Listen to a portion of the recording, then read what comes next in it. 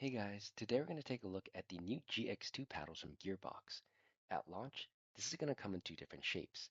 The elongated, which has a swing weight of 122 and a twist weight of 5.85. And the other shape is their Integra, which is their hybrid shape that has a swing weight of 120 and a twist weight of 5.85 as well.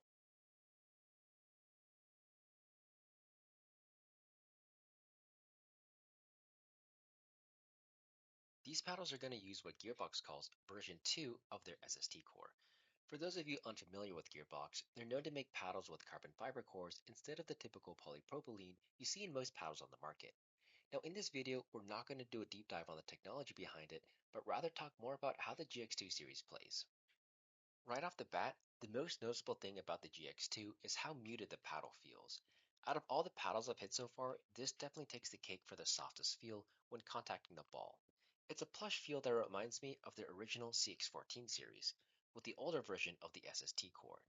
They both have a soft feel, but it's not the same plush feel you experience on Gen 1 polypropylene cores, as this carbon fiber core is unique to Gearbox.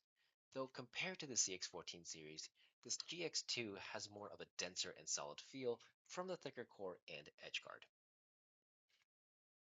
Although the feel is very plush and muted, unlike the CX14s, the GX2 has noticeably more power and pop. You get a soft feel on impact, but the ball comes off the face much faster than you expect.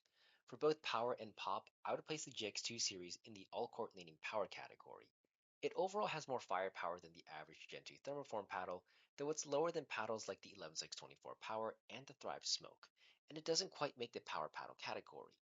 I'd rate its overall firepower as in the same ballpark as the Carbon Trueform Genesis series, though the feel off the face is much different. It's a very strange feeling, as there's a big disconnect between what you feel off the paddle face and how the ball comes off. For me and my group, when we first tried the GX2 series, it was difficult to dial in the control, because the actual velocity of the ball didn't really correlate with the muted feel. However, this was something that eventually we got used to over time, and I do think as long as people give the GX2 some time, they will get used to the overall feel and control as well. Now that being said, is the GX2 series one that I recommend? Well, that really depends on what you're looking for. If you enjoy paddles with a muted feel like a Gen 1 cold press paddle, but wanted it to have more firepower, this could be a very good option. They're much more muted feeling than the Vatic Pro Sagas and 11624 All Courts, but I would say they do have firepower that does get close to the Saga series. However, at the same time, these are significantly more expensive, as the price point is $269.99, though this does drop down a bit after a discount code. But one thing to remember is that you're not going to find another paddle on the market that is like a Gearbox. One of the main appeals about the carbon fiber core is the durability. At least with their original CX14s, people always praised them for being absolute tanks that didn't break down like typical polymer paddles. I haven't had as much time with the GX2s, but in the amount of time I have spent with them, I haven't experienced any breakdown or changes in gameplay yet. Now, is this the best Gearbox paddle right now? Personally, I'm going to say no, because I do enjoy the Pro Ultimate Power 14 series better.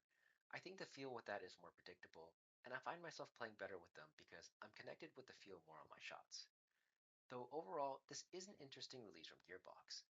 I do like the improvements made onto their older SST core, as well as the addition of the edge guard.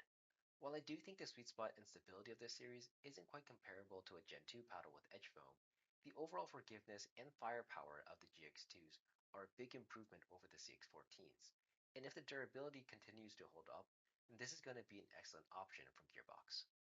If you're a fan of Gearbox paddles, this is definitely an easy recommendation. And if you're not too familiar with Gearbox paddles, I think this is worth a try as it is a pretty unique paddle on the market.